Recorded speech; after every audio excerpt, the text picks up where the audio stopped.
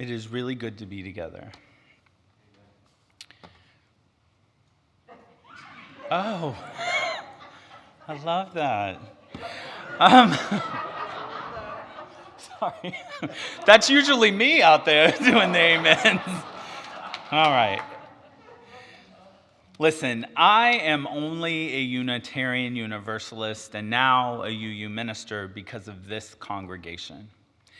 In 2007, my husband and I had moved from San Francisco to West Contra Costa town of Hercules, where his whole family resides.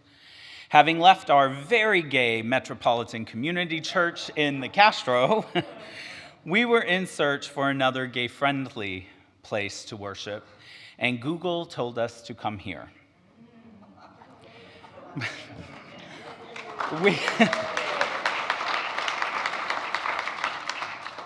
We were amazed by this welcoming community at that time, a welcoming that I believe still exists today.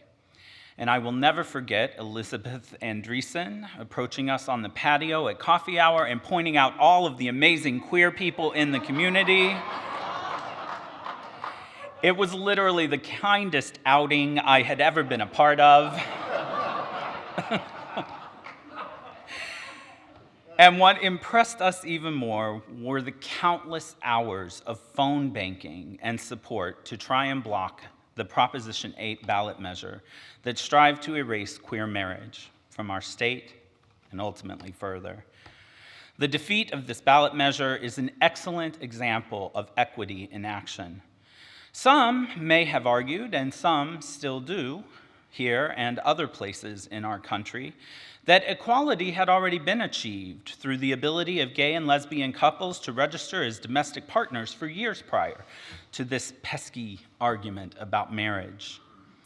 But I would argue that equity is what the queer community were asking for, not simply equality. This is our first lesson. Equity requires us to actively listen to the marginalized voices to hear what is desired from them. Our UU faith calls us to embrace justice, compassion, and acceptance of one another. And I kind of submit to you today that seeking equity in our justice measures is one way that we can embody these attributes of our faith. Now, I know that some may feel that what I'm describing is actually what you believe to be equality, and the use of a newfangled word is just simply not necessary. So I chose to go to things that I understand help me make better sense of things. So bear with me while I return to my old field of public health, where equity is way more than just a word. It is an ethical framework for delivery of healthcare to populations of people. This framework requires us as healthcare providers and workers to evaluate healthcare disparities through the lens of socio-demographic characteristics of the individuals and the communities that we are serving.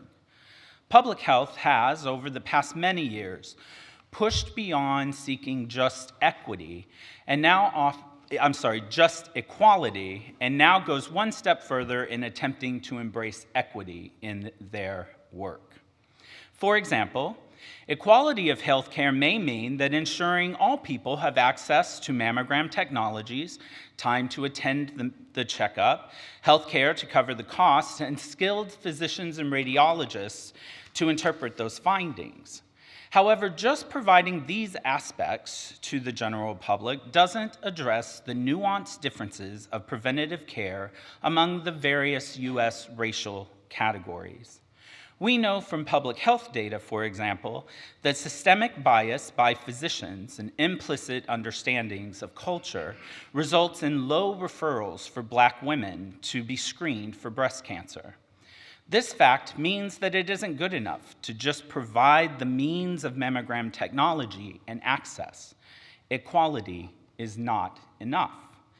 Equity calls for more. Perhaps this looks like implicit bias training for physicians serving that population, or other interventions that attempt to right this inherent wrong in our healthcare system.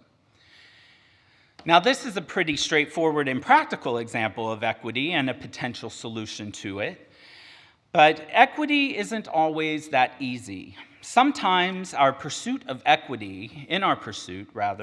we encounter challenges of understanding and addressing competing inequities. Take, for example, the fight for white women's voting rights and the abolition of slavery. These movements highlighted the tension between different marginalized groups, revealing the complexities of navigating competing inequity. Equity is not always easy nor clear. These types of situations challenge us to examine power dynamics within the struggle and the various intersections with other forms of oppression. We are called to recognize that true equity requires dismantling the systems that perpetuate injustice rather than just pursuing superficial remedies. To navigate these difficult discussions and address competing inequities, I think empathy becomes an essential tool. Empathy invites us to step outside of our own experiences and genuinely listen and understand the perspectives of others.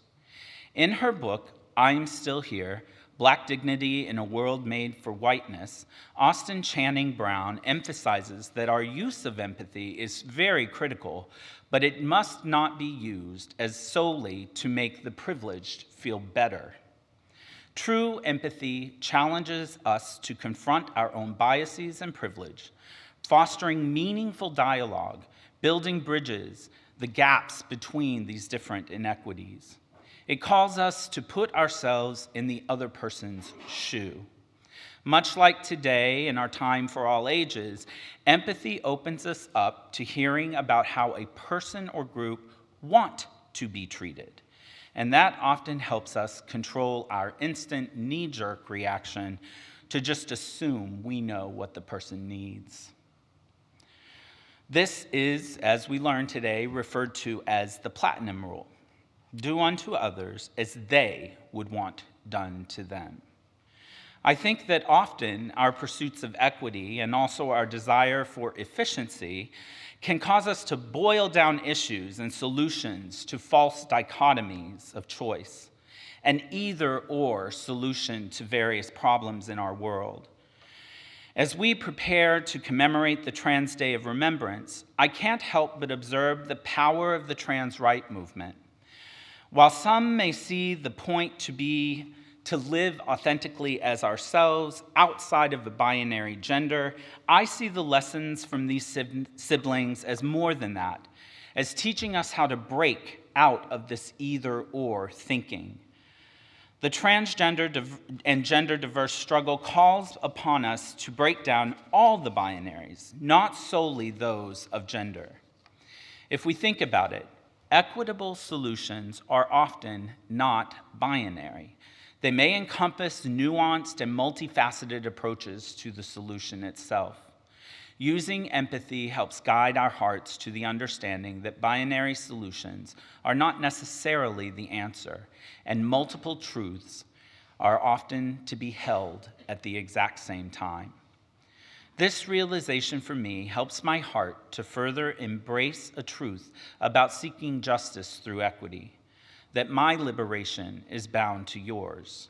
And this is a truth echoed in many works, but primarily the work of theoretical physicist and Black womanist activist Shonda Prescott-Weinstein, who beautifully articulates in her books that our own liberation is intricately tied to the liberation of others, as freedom itself cannot be created nor destroyed, only transformed.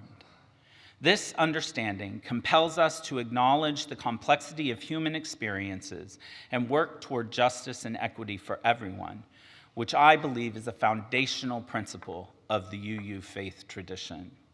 I see equity as a method of bringing about justice in this one broken but precious world. Perhaps our call to the world around us is to hold our humanity through empathy while breaking that binary of either-or thinking for solutions to complex problems. Perhaps we must become the white woman, the enslaved, the transgender, diverse, or gender-diverse person, the cis person, the Palestinian person, the Israeli person, the Ukrainian people, the Russian people. Perhaps we become the Congolese child, the Sudanese refugee, the immigrant searching for a home. My thoughts of equity can really be summed up in one quote from queer icon and poet Walt Whitman, who insisted, "I do not ask the wounded person how they feel. I myself become the wounded person."